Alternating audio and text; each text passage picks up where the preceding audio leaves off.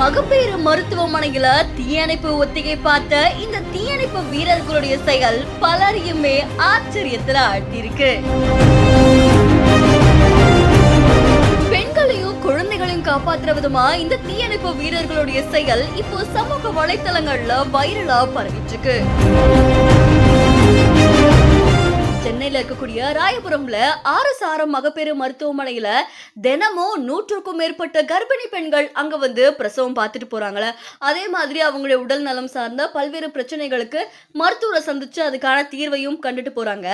இந்த நிலையில தான் மருத்துவமனையில திடீர்னு தீ விபத்து ஏற்பட்டா முன்னெச்சரிக்கை நடவடிக்கை எடுக்கிறத பத்தி ராயபுரம் தீயணைப்பு, அதுக்கப்புறமா மீட்பு பணிகளுடைய துறை சார்பா அந்த நிலையத்துடைய அலுவலர்களான குமார், அதுக்கப்புறமா முருகன் தலைமையில 5க்கும் மேற்பட்ட வீரர்கள் அவங்களுடைய அந்த காஸ்டியூம்லாம் அணிஞ்சுக்கிட்டு அங்க வந்திருக்காங்க. மகப்பேறு மருத்துவமனையில திடீர்னு தீ விபத்து ஏற்பட்டா அது எப்படி அணைக்கிறது, அங்க இருக்கிற பெண்கள் எப்படி காப்பாத்துறது அப்படின்ற மாதிரி பல ஒத்திகைகளை அவங்க பார்த்திருக்காங்க. இது அங்க இருக்கிற எல்லாரையுமே ஆச்சரியத்துல ஆழ்த்திருக்கு.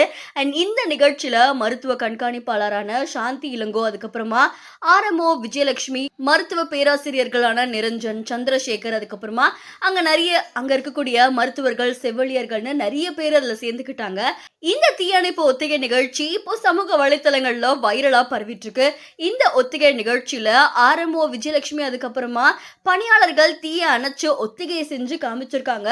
சோ உயிரை பணயம் வச்சு ஒரு ஹீரோவா செயல்படக்கூடிய இந்த தீயணைப்பு வீரர்களுக்கு பலருமே தங்களுடைய பாராட்டுகளை தெரிவிச்சிட்டு வராங்க.